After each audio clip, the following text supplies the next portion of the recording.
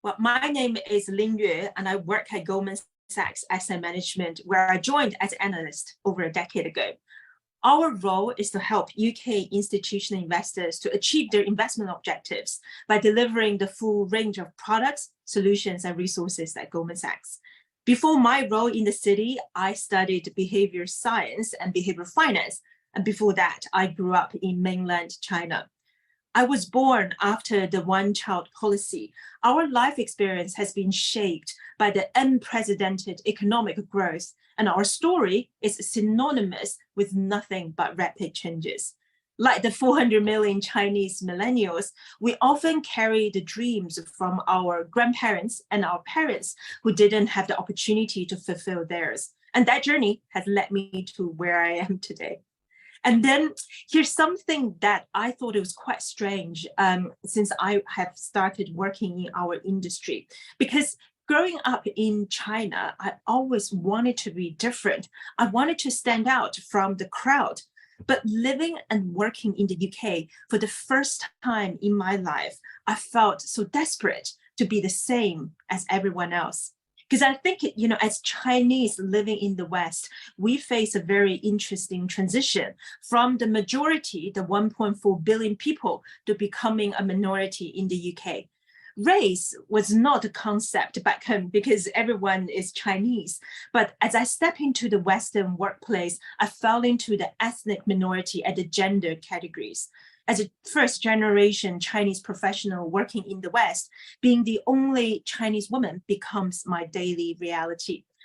At work specifically, there is this huge challenge, what is known as this bamboo ceiling.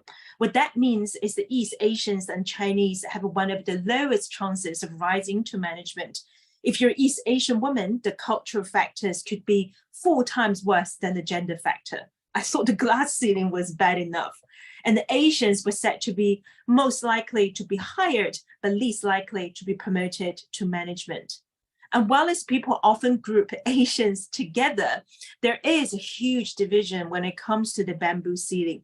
And our own research at Goldman Sachs, the Asianomics, also illustrates this.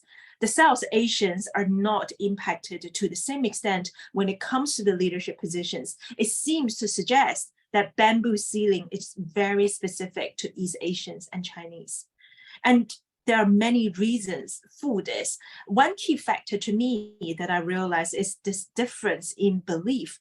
For many of the Western companies, especially the American ones, the belief is that the squeaky wheels get the grease.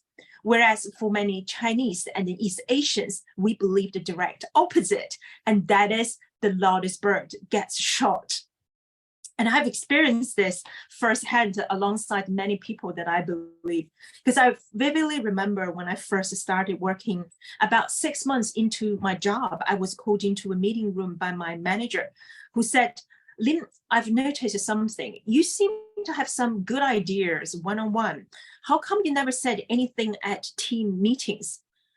I was stunned by that question because for me, I was showing him my respect as a junior member of the team. He said, "Oh no, it doesn't work like that. You have to speak up." So I did. The first few times I tried to speak up, my heart was pounding so badly because it went against everything I had believed in. I felt like I was that bird that was about to get shot. But nevertheless, I said something and I persisted. And about 6 months later, I was called into the same meeting room by my manager who said, "Lin, I've noticed something. You spoke up and you showed me absolutely no respect now. And that is great." Well, I guess for the record, I'm not encouraging anyone to disrespect their manager. It can be a dangerous career strategy. But I think what this highlights is why the bamboo ceiling exists in the first place. You see, when I didn't speak up in meetings, 3 things were happening in my mind. 1, I was paying my respect. 2, I was waiting for my cue to speak because it was considered rude to jump in. And 3, I was still thinking, as we were brought up to only speak up when answers were perfect. It took me years to understand the parallel universe between me and my colleagues, because there were also 3 things happening in their mind. 1, I didn't have any views. 2, I was not confident, or 3, I had poor communication skills. And those are pretty damaging perceptions for anyone in our organizations. No wonder we couldn't be leaders. So it was only years later, as I became a leader myself, I realized that difference in belief doesn't equate to lack of ability. And that's really where I want people to know. And the second point I wanted to highlight is really there is this ideal leadership that exists, because otherwise, why the loudest dog can be heard in the first place? And then I think we really want to reiterate that being different is not the problem, because powerful leadership should be accessed by both men and women, extroverts and introverts, the squeaky wheels and the loudest birds. As business leaders, we can't just adapt to the ideal, to conform to the default. I think we really want not just a seat at the table, but really to change the table.